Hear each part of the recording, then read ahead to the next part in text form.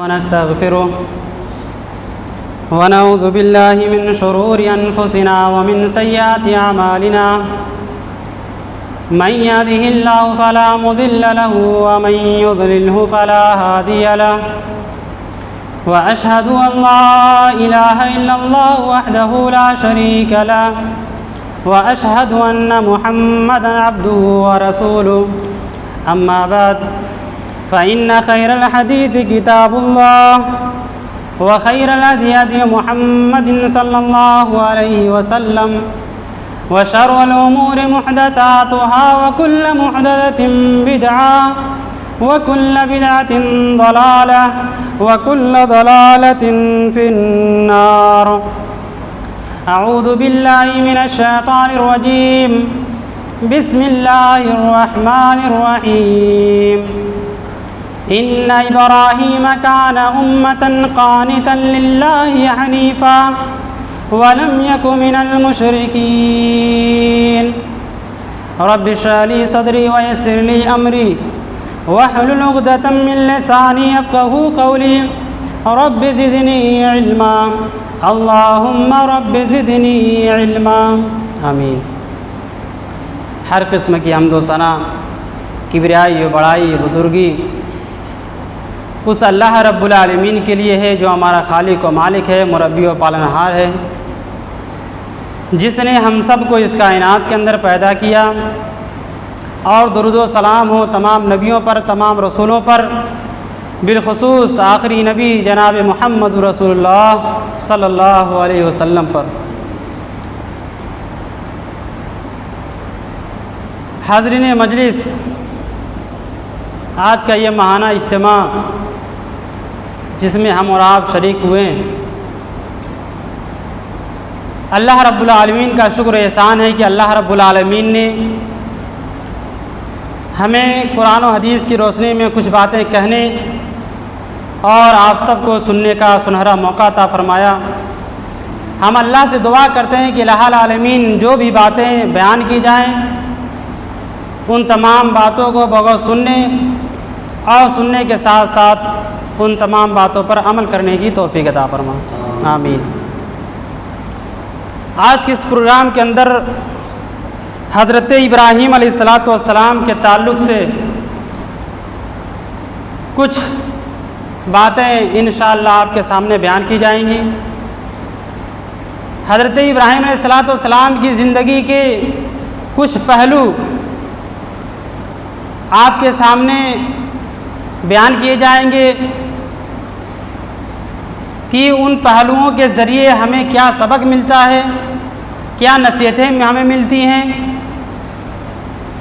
ان تمام چیزوں پر ہم تمام لوگوں کو غور کرنے کی بھی ضرورت ہے. آئیے ہم اپنی بات شروع کرتے ہیں کہ حضرت ابراہیم علیہ السلام کون تھے. مختصر طور پر تعارف ان کا دیکھ لیتے ہیں کہ حضرت ابراہیم علیہ السلام کون تھے. تو خطبہ مسنونہ کے بعد جو میں نے آیت کریمہ تلاوت کی ہے اس آیت کو اٹھائیے، اور اس آیت کے بعد ایک اور آیت ہے، دو آیتیں ایسی ہیں جن کو اگر ہم اور آپ سمجھ جائیں تو حضرت ابراہیم علیہ السلام کی پوری زندگی کے بارے میں ہم بآسانی سمجھ سکتے ہیں. آئیے اس آیت کو ہم سب سے پہلے دیکھتے ہیں. اللہ رب العالمین قرآن مجید کے اندر ارشاد فرماتا ہے ان ابراہیم کان امۃ قانتا للہ حنیفا. ابراہیم علیہ السلام کون تھے؟ ابراہیم علیہ السلام ایک امت تھے. کیا تھے؟ ان ابراہیم کان امۃ. ابراہیم علیہ السلام ایک پوری امت تھے. آپ غور کیجئے، اس آیت کے اندر اللہ رب العالمین نے حضرت ابراہیم علیہ السلام کو اکیلے ایک امت کہا ہے. امت کے معنی کیا ہے؟ امت کسے کہتے ہیں؟ ہم سے اور آپ سے کوئی سوال کرتا ہے کہ آپ کس کی امت ہیں، ہم کیا جواب دیتے ہیں؟ ہم محمد رسول اللہ صلی اللہ علیہ وسلم کی امت ہیں. یعنی ایک جماعت کو امت کہا جاتا ہے.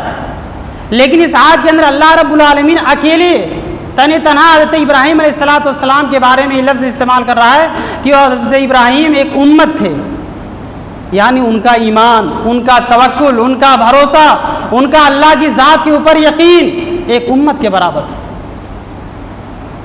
اس لیے اللہ رب العالمین نے کہا وہ ایک امت تھے، قانتا، وہ قانت تھے۔ ان ابراہیم کان امتن قانتا، کہ حضرت ابراہیم علیہ السلام قانت تھے، اور اسی طریقے سے حنیف تھے، یعنی ابراہیم علیہ السلام اپنی پوری زندگی اللہ رب العالمین کے لیے وقف کر چکے تھے۔ آپ کی پوری زندگی اللہ رب العالمین کے لیے وقف ہو چکی تھی، اور اللہ رب العالمین آگے کہہ رہا ہے وَلَمْ يَكُنْ مِنَ الْمُشْرِكِينَ، اور ابراہیم علیہ السلام مشرک نہیں تھے۔ آپ غور کیجئے، اللہ رب العالمین نے یہ جو لفظ استعمال کیا حضرت ابراہیم علیہ السلام کے تعلق سے کہ وَلَمْ يَكُنْ مِنَ الْمُشْرِكِينَ، وہ مشرک نہیں تھے، یہ استعمال کرنے کی کیا ضرورت تھی؟ کیونکہ آج بھی پوری دنیا کے اندر 2/3 لوگ حضرت ابراہیم علیہ السلام کو اپنا بزرگ مانتے ہیں۔ صرف مسلمان حضرت ابراہیم علیہ السلام کی عزت نہیں کرتے، احترام نہیں کرتے، بلکہ 2/3 لوگ بھی پوری دنیا کے اندر، یہودی، عیسائی، یہ لوگ بھی حضرت ابراہیم علیہ السلام کی عزت کرتے ہیں، تعظیم کرتے ہیں، ان کو اپنا بزرگ مانتے ہیں۔ اور خود جناب محمد رسول اللہ صلی اللہ علیہ وسلم کے زمانے کے مشرکین مکہ بھی حضرت ابراہیم علیہ السلام سے اپنا تعلق جوڑا کرتے تھے کہ ہم انہی کے اولاد میں سے ہیں، کیونکہ جب اللہ کے نبی صلی اللہ علیہ وسلم فتح مکہ کے موقع پر خانہ کعبہ کے اندر داخل ہوئے تو خانہ کعبہ کے اندر مورتیاں رکھی ہوئی تھی، اس میں حضرت ابراہیم علیہ السلام اور حضرت اسماعیل علیہ السلام کے بھی مجسمے تھے۔ تو وہ لوگ حضرت ابراہیم علیہ السلام کے تعلق سے عقیدہ ان کا ہوتا تھا کہ یہ ہمارے بزرگ ہیں، یہ ہمارے چاہنے والے ہیں، ہم ان سے محبت کرتے ہیں، لہٰذا ان کی مورتیوں بنا کر کے مورتیاں ان کی پوجا کرتے تھے۔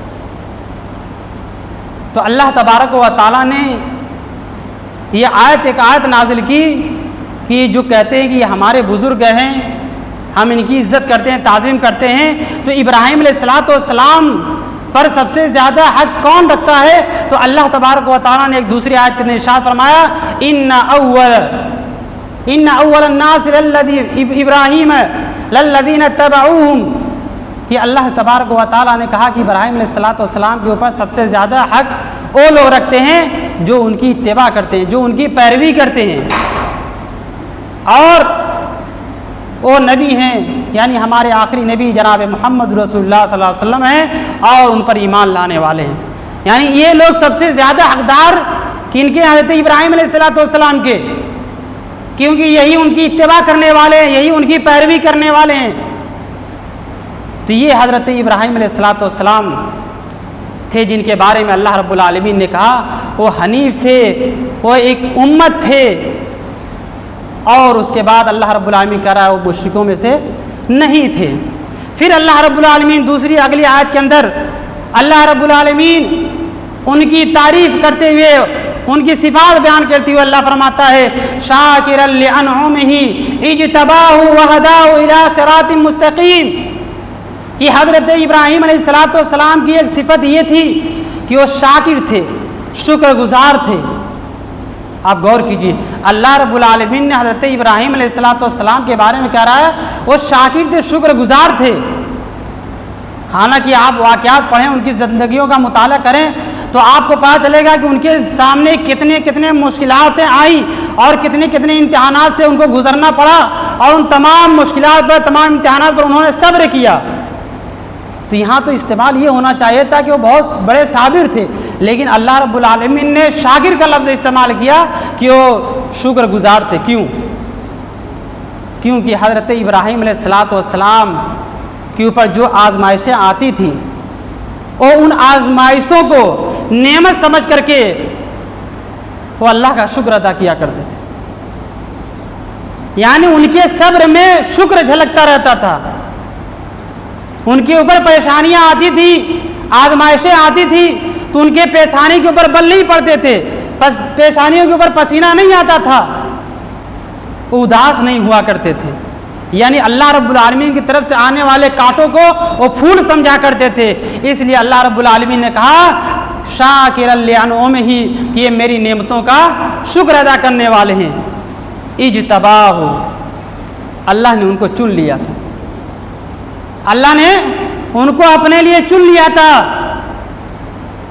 وَہَدَاهُ إِلَىٰ صِرَاطٍ مُسْتَقِيمٍ، اور اللہ رب العالمین نے ان کی رہنمائی کر دی تھی سیدھے راستے کی طرف، صراط مستقیم کی طرف ان کی اللہ رب العالمین نے رہنمائی کر دی تھی۔ تو یہ تھی حضرت ابراہیم علیہ السلام اور ان کی مختصر سی تعریف جو اللہ رب العالمین نے کی قرآن مجید کے اندر۔ اب آئیے آگے چلتے ہیں،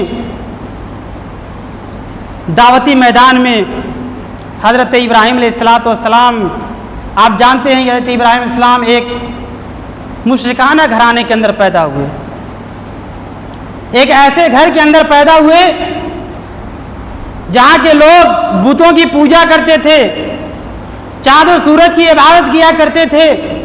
ایسے ماحول میں حضرت ابراہیم علیہ السلام کی پیدائش ہوتی ہے کہ خود ان کا باپ، جس کا قرآن کے اندر نام آتا ہے آزر، وہ بھی مشرک تھا، وہ بت پرست تھا، وہ بتوں کو تراشتا تھا، پتھروں کو تراش کر مورتیاں بناتا تھا اور اس کو بیچتا تھا، اور اسی کی وہ لوگ عبادت کیا کرتے تھے۔ ایسے گھر کے اندر حضرت ابراہیم علیہ السلام پیدا ہوئے۔ اب حضرت ابراہیم علیہ السلام کا ایک دوسرا پہلو دیکھیے، دعوت و تبلیغ کا، اور یہ دعوت اور توحید کا پیغام جو لے کر اٹھتے ہیں، کہاں سے لے کر اٹھتے ہیں؟ سب سے پہلے اپنے گھر سے شروع کرتے ہیں۔ توحید کی دعوت کا کام سب سے پہلے اپنے گھر سے شروعات کرتے ہیں، اپنے باپ کے پاس جاتے ہیں۔ اللہ رب العالمین اس پہلو کو، اس نقشے کو اللہ رب العالمین قرآن مجید کے اندر اس طریقے سے کھینچتا ہے، وَاذْكُرْ فِي الْكِتَابِ إِبْرَاهِيمَ إِنَّهُ كَانَ صِدِّيقًا نَبِيًّا۔ حضرت ابراہیم علیہ السلام کا ذکر اللہ رب العالمین نے قرآن مجید کے اندر کیا، اِنَّهُ كَانَ صِدِّيقًا نَبِيًّا، کہ حضرت ابراہیم علیہ السلام اللہ کے سچے نبی تھے۔ کون تھے؟ اللہ کے سچے نبی تھے، سچے پیغمبر تھے۔ اب ان کے اور ان کے باپ کے درمیان جو گفتگو ہو رہی ہے اس کو دیکھیے اللہ رب العالمین کس طریقے سے بیان کر رہا ہے۔ حضرت ابراہیم علیہ السلام اپنے باپ کے پاس آئے، جو مشرک باپ تھا، اس کے پاس آئے اور کیا کہتے ہیں؟ حضرت ابراہیم علیہ السلام اپنے باپ سے کہتے ہیں کہ اے ابو جان،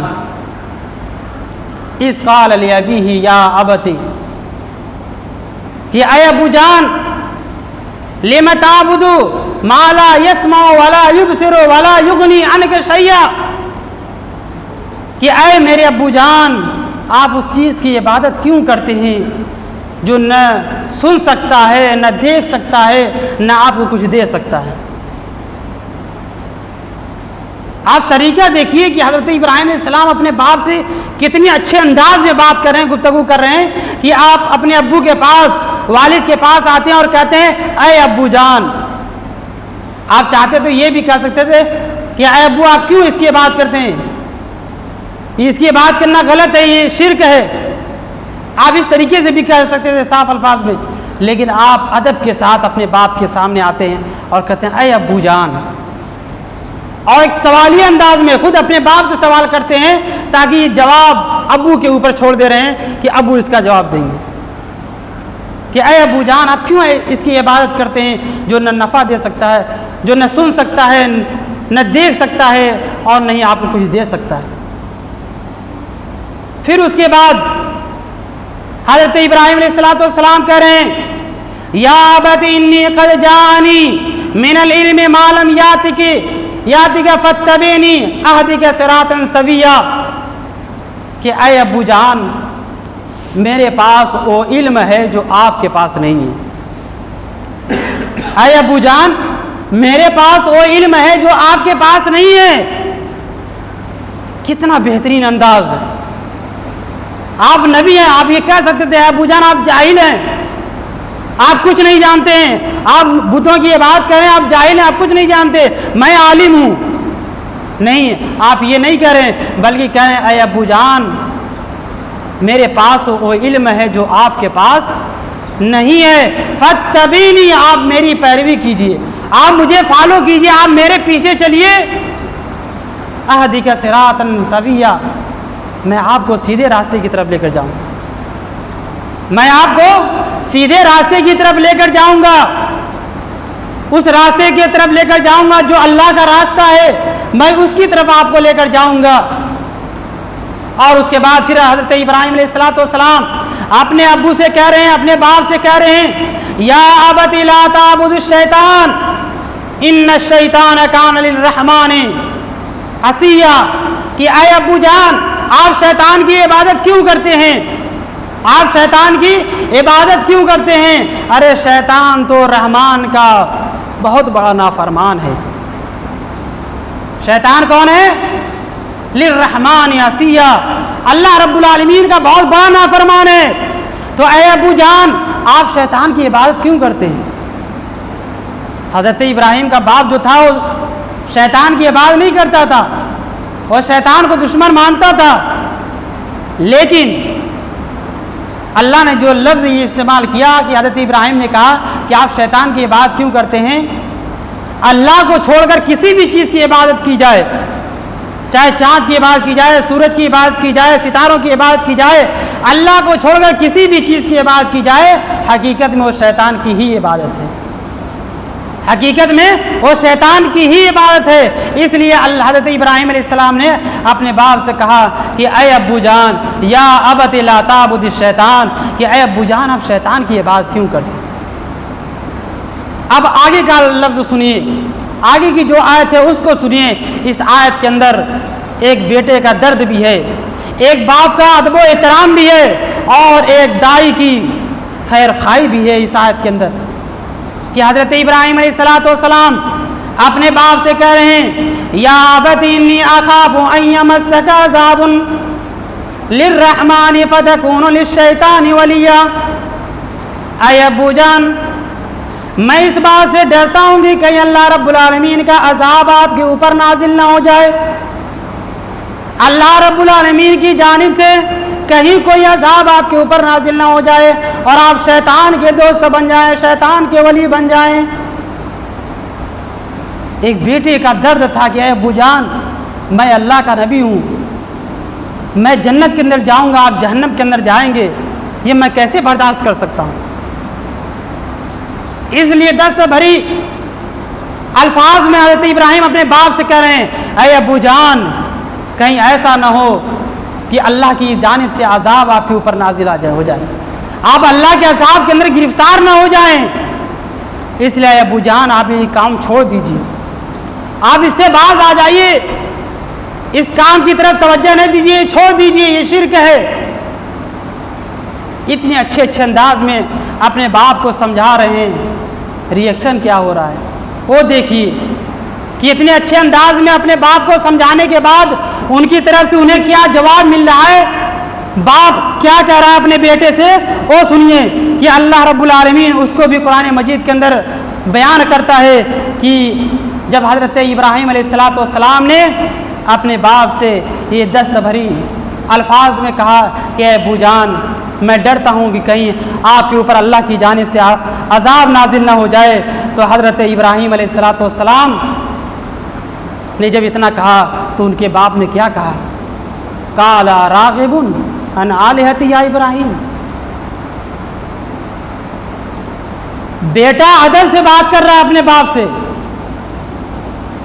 اور حضرت ابراہیم علیہ السلام کے باپ کی طرف سے کیا ریئیکشن آ رہا ہے. اللہ رب العالمین اس کو قرآن مجید کے اندر نقل کر رہا ہے، بیان کر رہا ہے کہ حضرت ابراہیم کا باپ کہہ رہا ہے قال اراغب عن آلہتی یا ابراہیم، اے ابراہیم کیا تو ہمارے معبودوں سے بے رغبتی کر رہا ہے، کیا تو ہمارے معبودوں کے ساتھ بے رغبتی کر رہا ہے. باپ دادا سے جو کام ہم کرتے ہوئے آج چلے آئے ہیں تم اس سے منہ موڑ رہے ہو، تم ہم سے یہ کہہ رہے ہو کہ ہم اس کی عبادت نہ کریں، پوجا نہ کریں. لئن لم تنتہی لأرجمنک وہجرنی ملیا. کتنا سخت الفاظ استعمال کر رہے ہیں. کون؟ حضرت ابراہیم علیہ السلام کا باپ آزر کہہ رہا ہے تم باز آ جاؤ. اے ابراہیم یہ جو باتیں تم کر رہے ہو اس سے باز آ جاؤ. اگر تم اس سے باز نہیں آئے لأرجمنک میں تمہیں رجم کر دوں گا. میں تجھے رجم کر دوں گا, تجھے قتل کر دوں گا, تمہیں مار ڈالوں گا. وہجرنی ملیا نکل جا میرے گھر سے, بھاگ جا میرے گھر سے, میری نظروں سے دور ہو جا. غور کیجئے, بیٹا دعوت دے رہا توحید کی اور باپ مارنے کی دھمکی دے رہا ہے اور بھگا رہا گھر سے, چل میرے گھر سے نکل جا, بھاگ جا. حضرت ابراہیم نکل رہے ہیں گھر سے. حضرت ابراہیم علیہ السلام گھر سے نکل رہے ہیں, لیکن نکلتے ہوئے کہہ رہے ہیں ابو جان میں گھر سے ضرور جا رہا ہوں. قال سلام علیک استغفر لک ربی انہ کان بی حفیہ. اپنے ابو کو سلام کر رہے ہیں, باپ گھر سے بھگا رہا ہے. حضرت ابراہیم کیا کر رہے ہیں؟ سلام کر رہے ہیں, سلام علیک, آپ کے اوپر سلامتی ہو, اور اے ابو جان میں گھر سے ضرور جا رہا ہوں, لیکن سن لیجئے ساستغفر لک ربی, میں آپ کے لیے اپنے رب سے استغفار کرتا رہوں گا, دعا کرتا رہوں گا مغفرت کی کہ اللہ رب العالمین آپ کو معاف کر دے, اللہ رب العالمین آپ کو بخش دے. انہ کان بی حفیہ, میرا رب میرے اوپر بڑا ہی مہربان ہے اور مجھے امید ہے کہ اللہ رب العالمین میری دعا ضرور سنے گا. تو حضرت ابراہیم علیہ السلام اپنے باپ سے کہہ رہے ہیں کہ میں آپ کے لیے استغفار کروں گا. یہ الگ بات ہے کہ بعد میں اللہ رب العالمین نے حضرت ابراہیم علیہ السلام کو منع کر دیا کہ نہیں آپ اپنے مشرک باپ کے لیے استغفار نہیں کر سکتے. جب اللہ نے منع کر دیا تو حضرت ابراہیم علیہ السلام نے دعا کرنا بند کر دیا. تو یہ ایک پہلو یہ تھا توحید کا, دعوت و تبلیغ کا, کہ حضرت ابراہیم علیہ السلام سب سے پہلے اپنے باپ کو توحید کی طرف بلا رہے ہیں, توحید کی دعوت دے رہے ہیں. اور جب باپ گھر سے بھگا دے رہا ہے کہ وہجرنی ملیا, میرے گھر سے نکل جا, تو اب حضرت ابراہیم علیہ السلام قوم کے پاس آتے ہیں. یہ دوسرا پہلو, قوم کے پاس آتے ہیں. وہ قوم جو بتوں کی عبادت کرتی تھی, جو چاند و سورج کی عبادت کرتی تھی, اب اس قوم کے پاس آتے ہیں توحید کی دعوت دینے کے لیے. اس کو بھی اللہ رب العالمین نے قرآن مجید کے اندر نقل کیا کہ جب یہ ان کے پاس آئے اور کہا تم ان کی عبادت کرتے ہو, چاند و سورج کی عبادت کرتے ہو, تو کہتے ہیں یہ ہمارے باپ دادا سے چلا آ رہا ہے, ہم اس کی عبادت کرتے ہیں. تو حضرت ابراہیم علیہ السلام ان کو سمجھا رہے ہیں, اور کس طریقے سے سمجھا رہے ہیں دیکھیے. اللہ رب العالمین اس کو بھی قرآن مجید کے اندر ارشاد فرماتا ہے. اللہ رب العالمین فرماتا ہے کہ حضرت ابراہیم علیہ السلام اپنی قوم کے لوگوں کے پاس آئے اور کہنے لگے, رات ہوئی اور جب ستارے نکلے سامنے آئے جس کی یہ لوگ عبادت کرتے تھے, تو حضرت ابراہیم علیہ السلام کہہ رہے ہیں فلما جن علیہ اللیل رأى کوكبا قال هذا ربی فلما افل قال لا احب الآفلین. حضرت ابراہیم علیہ السلام اپنی قوم کے لوگوں سے کہہ رہے ہیں, اے میری قوم کے لوگوں, کیا تم اس ستارے کی عبادت کرتے ہو, پوجا کرتے ہو, جو ستارہ کچھ سمے کے لیے نکلتا ہے پھر غروب ہو جاتا ہے؟ ستارے کا کام کیا ہے؟ رات ہوتی ہے نکلتا ہے, طلوع ہوتا ہے, اور صبح ہونے سے پہلے غائب ہو جاتا ہے. تو اللہ فرماتا ہے فلما جن علیہ اللیل رأى کوكبا, جب ستارہ نکلا تو کہا یہ میرا رب ہے. اپنی قوم کو سمجھانے کے لیے کیا کہتے ہیں, چلو مان لیتے ہیں یہ میرا رب ہے. فلما افل, جب غائب ہو گیا تو حضرت ابراہیم علیہ السلام کہہ رہے ہیں لا احب الآفلین, میں ایسی چیز کو کیسے پسند کروں جو ایک سمے کے لیے نکلتا ہے پھر غروب ہو جاتا ہے, ڈوب جاتا ہے. گویا اس کے اوپر بھی کسی کا راز چلتا ہے, یعنی کوئی ایسی ذات ہے جو اس کو نکالتی ہے, اس کو ڈبوتی ہے, تو میں اس کو کیسے پسند کر سکتا ہوں, میں اس کو کیسے اپنا رب مان سکتا ہوں, میں اس کو رب نہیں مانتا. چاند نکلا, چاند کو کہا یہ میرا رب ہے. فلما رأى القمر بازغا قال هذا ربي فلما أفل قال لئن لم يهدني ربي لأكونن من القوم الضالين. جب چاند نکلا تو کہا یہ میرا رب ہے. اس کے بعد ایک وقت کے بعد چاند بھی غروب ہو گیا, چاند بھی ڈوب گیا. تو حضرت ابراہیم علیہ السلام کہہ رہے ہیں لئن لم یهدنی ربی لأکونن من القوم الظالمین, میرے رب نے مجھے ہدایت دی ورنہ میں بھی ظالم قوم میں سے ہو جاتا, میں بھی گمراہ لوگوں میں سے ہو جاتا. لیکن میرے رب نے مجھے ہدایت دی, مجھے سیدھا راستہ دکھایا, اس لیے میں کامیاب ہو گیا. اگر میرے رب نے میری ہدایت نہ کی ہوتی, میری رہنمائی نہ کی ہوتی, تو میں بھی تم لوگوں کی طرح چاند و سورج کی عبادت کرنے والا بن جاتا. اس کو بھی چھوڑ دیا. صبح ہوئی, سورج نکلا. سورج نکلا تو حضرت ابراہیم علیہ السلام کیا کہہ رہے ہیں فلما رأى الشمس بازغة قال هذا ربي هذا اکبر. سورج بڑا ہوتا ہے اس لیے بڑا لفظ استعمال کیا کہ یہ سورج ہے, یہ میرا رب ہے. هذا اکبر, یہ بہت بڑا ہے. سورج یہ میرا رب ہے, یہ بہت بڑا ہے, یہ میرا رب ہے. لیکن شام ہوئی, سورج بھی غروب ہو گیا. کیا ہو گیا؟ سورج بھی غروب ہو گیا. تو حضرت ابراہیم علیہ السلام کہہ رہے ہیں انی بری ہوں, کہ میں بری ہوں, میں اس کام سے جو تم کر رہے ہو, سورج کی عبادت کر رہے ہو, میں تمہارے ان کاموں سے بری ہوں, میں اس کی بات نہیں کر سکتا. پھر اس کے بعد حضرت ابراہیم علیہ السلام کہہ رہے ہیں انی وجہت وجہی للذی فطر السماوات والارض حنیفا, کہ میں اپنے اس رب کی طرف متوجہ ہوتا ہوں جس نے زمین و آسمان کو پیدا کیا ہے.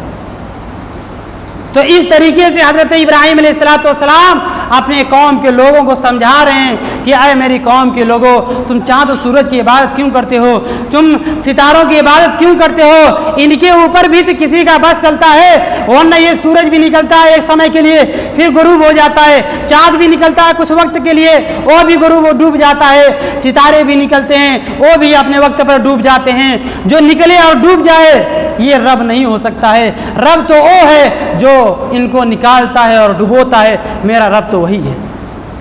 یہ دوسرا پہلو تھا جو آپ اپنی قوم کے لوگوں کے پاس آ کر کے سمجھا رہے ہیں, ان کو توحید بتلا رہے ہیں. اور آگے چلیے تیسرا پہلو بھی دیکھیے حضرت ابراہیم علیہ السلام کا. اس قوم کو سمجھا رہے ہیں جو بتوں کی پوجا کر رہی تھی. ما ھذی تماثیل التی, آئے اور کہا یہ تم کس کی عبادت کرتے ہو, پوجا کرتے ہو, یہ تم لوگ کس چیز کی پوجا کرتے ہو, عبادت کرتے ہو, ان کے اوپر بیٹھتے ہو.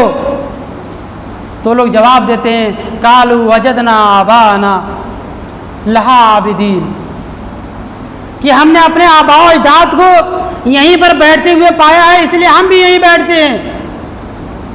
ہم نے اپنے آباء و اجداد کو یہیں پر بیٹھتے ہوئے پایا ہے اس لیے ہم بھی یہیں بیٹھتے ہیں اور انہی کی طرح ہم بھی ان کی عبادت کرتے ہیں. تو حضرت ابراہیم علیہ السلام کہتے ہیں لقد كنت انتم وآباؤکم فی ضلال مبین, کہ تم اور تمہارے آباء و اجداد سب گمراہ ہیں. جس طریقے سے تمہارے باپ دادا گمراہ تھے اسی طریقے سے تم بھی گمراہ ہو. تو وہ لوگ کہنے لگے آپ کہنا کیا چاہ رہے ہیں, آپ کیا ہم سے مذاق کر رہے ہیں یا آپ کوئی سیریس بات کر رہے ہیں, آپ کہنا کیا چاہ رہے ہیں, ہمیں کس چیز کی دعوت دے رہے ہیں. تو حضرت ابراہیم علیہ السلام کہہ رہے ہیں قال ربکم رب السماوات والارض, کہا تمہارا رب تو وہ ہے جس نے زمین و آسمان کو پیدا کیا, جس نے زمین و آسمان کو پیدا کیا ہے وہی تمہارا رب ہے, اسی کی عبادت ہونی چاہیے, اس کے علاوہ کسی اور کی عبادت نہیں ہونی چاہیے. آپ سمجھا رہے ہیں. لیکن بت پرست قوم تھی, ان کے دلوں کے اوپر پردے آ چکے تھے, اس لیے ان کے اوپر اثر نہیں ہونے والا ہے. آپ ان کو سمجھاتے جا رہے ہیں. ایک وقت ایسا بھی آیا, ان کے میلے کا وقت آیا اور وہ لوگ میلہ جانے لگے. تو حضرت ابراہیم علیہ السلام سے کہا کہ تم بھی میلے کے اندر چلو. تو حضرت ابراہیم علیہ السلام نے کہا انا سقیم، میں بیمار ہوں، تم لوگ جاؤ، میں نہیں جا سکتا، میں بیمار ہوں. اور اس سے پہلے اپنی قوم کے لوگوں سے حضرت ابراہیم علیہ السلام یہ کہہ چکے تھے تاللہ لاکیدن اصنامکم ان تولوا مدبرین، وقت آئے گا ہم تمہارے بتوں کی اوقات کیا ہے دکھا دیں گے، وقت آنے دو، ہم تمہارے بتوں کی، معبودوں کی جس کی تم پوجا کرتے ہو، جس کو تم حاجت روا مشکل کشا سمجھتے ہو، وقت آنے پر ہم تمہیں ان کی اوقات دکھلا دیں گے، بتلا دیں گے کہ ان کی اوقات کیا ہے، حیثیت کیا ہے. تو لہٰذا جب یہ لوگ میلے چلے گئے تو حضرت ابراہیم علیہ السلام نے ایک ہتھوڑا لیا اور ان کے بت خانے چلے گئے، جہاں بت رکھے تھے بت خانے چلے گئے اور جتنے بت تھے سارے بتوں کو توڑ ڈالا. جتنے بت تھے اس گھر کے اندر سارے بتوں کو توڑ ڈالا. قرآن کہتا ہے فجعلہم جزازا الا کبیرا لہم لعلہم یرجعون. جتنے بت تھے سارے بتوں کو زمین بوس کر دیا، ریزہ ریزہ کر دیا، سوائے ایک بت کو جو سب سے بڑا بت تھا اس کو چھوڑ دیا اور اس کی گردن کے اندر کڑھائی لٹکا دی اور چلے آئے. جب یہ لوگ میلہ سے واپس آئے اور معمول کے مطابق یہ لوگ بت خانے کے اندر گئے تو کیا دیکھتے ہیں کہ ہمارے معبود جتنے ہیں یہ تو ٹوٹے پھوٹے زمین کے اوپر پڑے ہوئے ہیں. تو کہنے لگے من فعل ھذا بآلہتنا، یہ کس نے ہمارے معبودوں کی یہ درگت کی، کس نے ہمارے معبودوں کے ساتھ یہ بدتمیزی کی، کس نے ہمارے معبودوں کو توڑ ڈالا. ان بیوقوفوں کو یہ نہیں سمجھ میں آیا کہ جو ہمارے جن کو ہم معبود سمجھتے ہیں یہ اپنی خود حفاظت نہیں کر پا رہے ہیں تو ہماری حفاظت کہاں سے. لیکن عقل کے اوپر، دماغ کے اوپر پردہ پڑا ہوا تھا، اس لیے سمجھے تو کہاں سے سمجھے. کہہ رہے ہیں من فعل ھذا بآلہتنا، ہمارے معبودوں کے ساتھ یہ کس نے کیا ہے. تو کچھ لوگوں نے کہا سمعنا فتى یذکرہم یقال لہ ابراہیم، ہم نے ایک نوجوان کے بارے میں سنا ہے. غور کیجئے اللہ نے جس لفظ کو ہائی لائٹ کیا ہے اس پر غور کیجئے. سمعنا فتن، فتن کا لفظ استعمال کیا ہے. اللہ چاہتا یہ کہہ دیتا، یہ لفظ استعمال کر دیتا کہ ابراہیم نے بتوں کو توڑا یا ابراہیم اس کا نام ہے، لیکن ایک لفظ اللہ نے استعمال کیا سمعنا فتن یذکرہم یقال لہ ابراہیم. وہ ایک نوجوان تھے جسے ابراہیم کہا جائے. پتہ یہ چلا کہ پوری قوم سے اکیلے اگر مقابلہ کرنے کی طاقت کسی کے اندر ہو سکتی ہے تو نوجوانوں کے اندر ہو سکتی ہے. جو جوانی کی عمر کو پہنچے ہیں، جو جوان ہیں، نوجوان ہیں، ان کے اندر وہ طاقت ہوتی ہے جو پوری قوم سے مقابلہ کر سکیں اور توحید کا علم پوری قوم کے اندر پرچم، اس کا توحید کا پرچم لہرا سکیں. یہ جو نوجوانوں کے اندر طاقت ہوتی ہے. لیکن افسوس ہے کہ آج ہمارے نوجوان دین سے دور ہیں، اسلام سے دور ہیں، توحید سے دور ہیں. انہیں دنیا کی پڑی ہے، انہیں وہ اپنے فیشن میں لگے ہوئے ہیں، وہ دنیا حاصل کرنے میں لگے ہوئے ہیں. انہیں دین اسلام سے کوئی سروکار نہیں ہے، کوئی مطلب نہیں ہے کہ ہماری ذمہ داری کیا ہے. اللہ نے ہمیں جوانی دی ہے تو ہمیں اس جوانی کو کہاں پر لگانا چاہیے. یہی وجہ ہے کہ اللہ کے نبی صلی اللہ علیہ وسلم نے ایک حدیث کے اندر کہا کہ سبعۃ یظلھم اللہ فی ظلہ یوم لا ظل الا ظلہ، کہ 7 قسم کے لوگ ایسے ہیں کہ کل قیامت کے دن میدان محشر جب لگی ہوگی، نفسی نفسی کا عالم ہوگا، کوئی ٹخنوں تک پسینوں کے اندر ہوگا، کوئی گھٹنوں تک، کوئی کمر تک، کوئی پورا کا پورا پسینوں کے اندر غوطہ لگا رہا ہوگا. اس وقت کوئی سایہ نہ ہوگا سوائے عرش کے، اللہ رب العالمین کے عرش کے سائے کے علاوہ کوئی سایہ نہ ہوگا. تو اللہ رب العالمین 7 قسم کے لوگ ایسے ہیں جن کو اپنے عرش کے نیچے، اپنے عرش کے سائے کے اندر انہیں جگہ دے گا. اس میں وہ نوجوان بھی ہوگا جس کی جوانی اللہ رب العالمین کے لیے گزری ہو. تو غور کیجئے میرے بھائیوں، جوانی کی قدر کیجئے. اگر اللہ نے جوانی ہمیں دی ہے تو ہمیں چاہیے کہ ہم اس کا استعمال اللہ کے راستے میں گوائیں، اللہ کے راستے میں اپنی زندگی جوانی کو گزاریں. تو اللہ رب العالمین نے جو لفظ قرآن مجید کے اندر ابراہیم کے بارے میں ذکر کیا وہ فتن، جوانی کا، کہ وہ لوگ کہنے لگے سمعنا فتى یذکرہم یقال لہ ابراہیم، کہ ہم نے سنا ہے ایک نوجوان کے بارے میں جسے ابراہیم کہا جاتا ہے. کہا لوگوں نے کہ بلا لاؤ. حضرت ابراہیم علیہ السلام کو لایا گیا. ان سے پوچھا گیا انت فعلت ھذا بآلہتنا یا ابراہیم، اے ابراہیم کیا تو نے ہمارے معبودوں کے ساتھ یہ کام کیا ہے؟ اے ابراہیم کیا تو نے ہمارے معبودوں کی یہ درگت کی ہے، انہیں توڑا ہے؟ تو حضرت ابراہیم علیہ السلام جواب دے رہے ہیں بل فعلہ کبیرہم ھذا، بلکہ ان کے بڑے نے کیا ہے. آپ ان سے پوچھ لیجئے، اگر یہ بولتے ہیں، تم یہ کہتے ہو کہ ہمارے معبود ہم سے باتیں کرتے ہیں، تو تم ان سے پوچھ لو کس نے کیا ہے. اب یہ اپنے دل میں یہ لوگ سوچتے ہیں، جانتے تھے کہ یہ تو بولتے نہیں ہیں، یہ پتھر کی مورتیاں یہ کیسے باتیں کریں گے. ان کی نگاہیں جھک گئیں، شرم سے ان کی نگاہیں جھک گئیں، کیونکہ ان کے پاس کوئی جواب نہیں تھا. حضرت ابراہیم علیہ السلام نے اتنی پختہ دلیل ان کے سامنے رکھ دی کہ وہ لوگ خاموش ہو گئے، ہکا بکا رہ گئے کہ اب ہم اس کا جواب کیا دیں. یہ تو بولتے نہیں، یہ کیسے بتائیں گے کہ کس نے توڑا ہے. اور دنیا کا یہ دستور رہا ہے کہ جب کسی کے پاس دلیل کا جواب دلیل نہیں ہوتی ہے تو طاقت سے جواب دیتا ہے، وہ طاقت سے جواب دیتا ہے. اور یہی حال اس وقت بھی ہوا کہ ان لوگوں کے پاس کوئی جواب نہیں تھا. تو فوراً لوگوں نے کہا کہ ابراہیم کو جلا دو، یہ سب اسی کا کیا دھرا ہے، اس کو جلا دو، آگ کے حوالے کر دو. حرقوا وانصروا آلہتکم، کہ لوگوں ابراہیم کو آگ کے حوالے کر دو اور اپنے معبودوں کی مدد کرو. حضرت ابراہیم علیہ السلام کو پکڑا گیا اور آگ جلائی گئی، اور اتنی بھیانک آگ جلائی گئی کہ آپ تفسیر پڑھیے، علامہ ابن کثیر رحمۃ اللہ علیہ اور علامہ جریر طبری رحمۃ اللہ علیہ، یہ لوگ اپنی تفسیر کے اندر لکھتے ہیں کہ اس آگ کو جلانے کے لیے وہ عورتیں جن کے بچے بیمار ہوتے تھے، وہ عورتیں اپنے بچوں کی صحت یابی کے لیے یہ کہتی تھی کہ جتنی لکڑیوں کی ضرورت پڑے گی آگ کو بھڑکانے کے لیے ہم اتنی لکڑیاں دینے کے لیے تیار ہیں، تاکہ ابراہیم کو اس آگ کے اندر ڈالا جائے تاکہ ہمارے بچوں کو شفا مل جائے، ہمارے بچے ٹھیک ہو جائے. وہ منتیں مانگا کرتی تھی. کیا حضرت ابراہیم علیہ السلام نہیں جانتے تھے کہ اس کا انجام کیا ہوگا؟ اس قوم کو دعوت دے رہے ہیں جو قوم بتوں کی عبادت کرنے کی عادی ہو چکی تھی. جانتے تھے کہ میرا انجام کیا ہوگا، لیکن وہ آیت میں نے پڑھی کہ حنیف تھے حضرت ابراہیم علیہ السلام، اپنی زندگی کو اللہ کے لیے وقف کر دیا تھا کہ چلو جو ہونا ہے دیکھ لیں گے. ہم نے اپنی زندگی کو اللہ کے لیے وقف کر دیا ہے، اب اللہ رب العالمین ہماری زندگی کا مالک ہے، اللہ رب العالمین ضرور ہماری مدد کرے.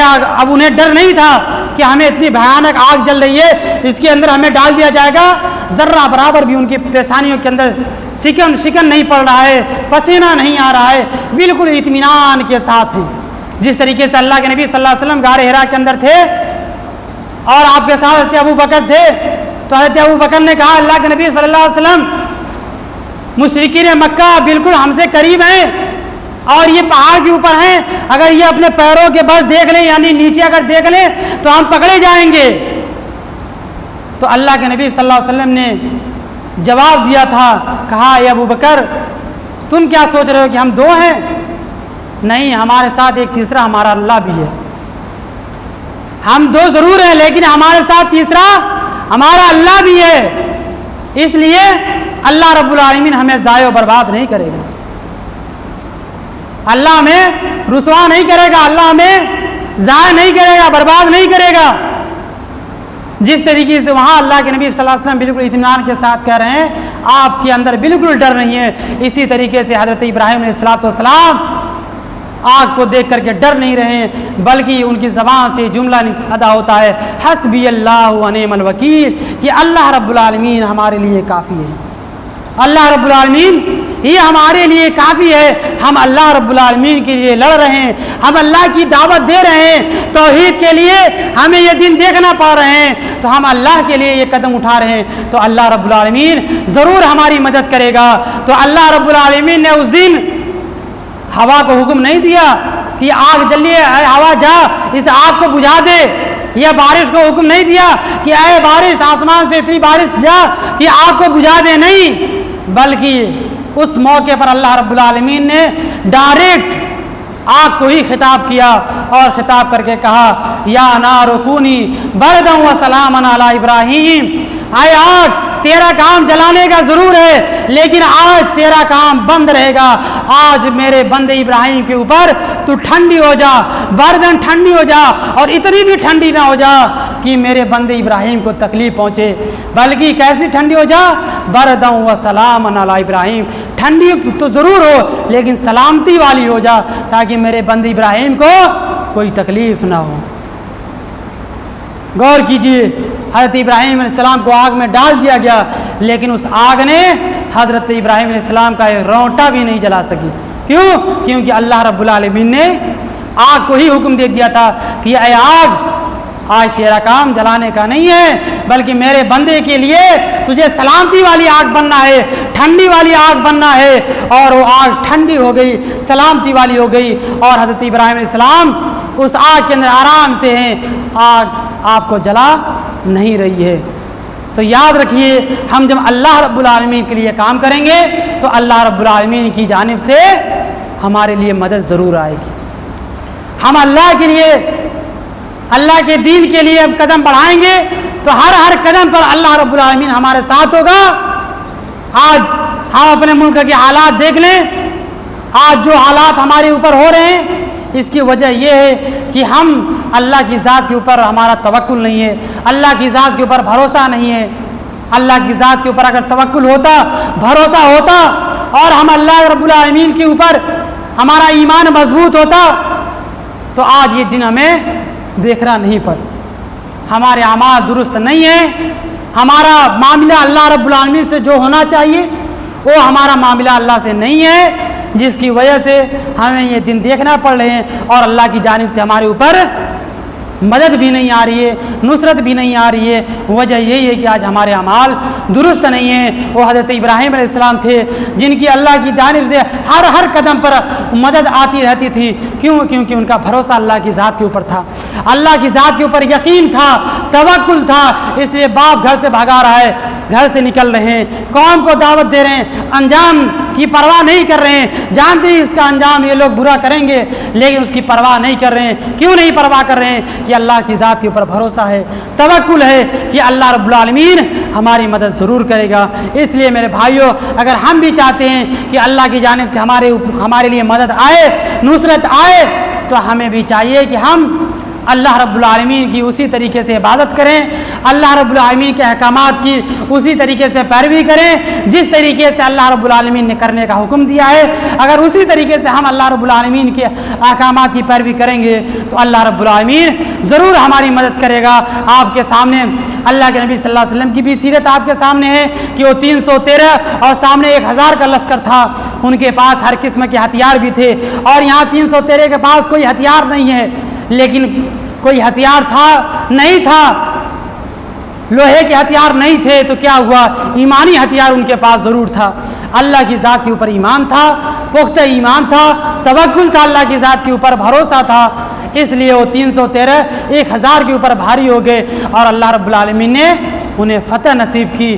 تو میرے بھائیوں، ہماری بھی فتح ہو سکتی ہے، ہم بھی چین و سکون کی زندگی بسر کر سکتے ہیں اپنے ملک کے اندر، لیکن بشرط یہ ہے کہ ولا تہنوا ولا تحزنوا وانتم الاعلون ان کنتم مؤمنین، کہ بشرط یہ ہے کہ ہم اپنے اندر ایمان پیدا کریں، وہ ایمان پیدا کریں جو صحابہ کرام کے اندر ایمان تھا، وہ ایمان، وہ بھروسہ اللہ کی ذات کے اوپر اپنے اندر پیدا کریں جو حضرت ابراہیم علیہ السلام کے اندر تھا۔ اگر وہ بھروسہ ہمارے اندر پیدا ہو گیا، وہ ایمان ہمارے اندر ہی پیدا ہو گیا، تو انشاءاللہ یہ دنیا کی، یہ ہماری دشمن تنظیمیں، اسلام کے دشمن ہمارا کچھ بھی نہیں بگاڑ سکتے ہیں، ہمارا ایک بال بھی ہمارا خراب نہیں کر سکتے ہیں، بشرط یہ کہ ہم اپنے اندر ایمان پیدا کریں۔ آئیے ہم سب دعا کرتے ہیں کہ الہ العالمین جو بھی باتیں بیان کی گئی ہیں ان باتوں کے مطابق عمل کرنے کی توفیق عطا فرما۔ الہ العالمین ہم تمام مسلمانوں کے اندر وہی ایمان پیدا فرما جو حضرت ابراہیم علیہ السلام کے اندر تھا، جو صحابہ کرام کے اندر تھا، اے اللہ وہی ایمان ہمارے اندر بھی پیدا فرما، وہی اپنے تعلق سے توکل و بھروسہ جو حضرت ابراہیم علیہ السلام کے اندر تھا، وہی توکل اے اللہ اپنے ذات کے تعلق سے ہمارے اندر بھی پیدا فرما۔ الہ العالمین ہم تمام مسلمانوں کو نیک عمل کرنے کی توفیق عطا فرما۔ الہ العالمین ہم تمام مسلمانوں کو پانچ وقت کی نماز پڑھنے کی توفیق عطا فرما۔ الہ العالمین ہم تمام مسلمانوں کو نیک عمل کرنے کی توفیق عطا فرما، اور جب تک ہمیں اس دنیا کے اندر زندہ رکھے توحید پر رکھنا، اور جب ہمارا خاتمہ ہو توحید فرما۔ وما علینا الا البلاغ، وآخر دعوانا الحمد للہ رب العالمین۔ السلام علیکم ورحمۃ اللہ وبرکاتہ۔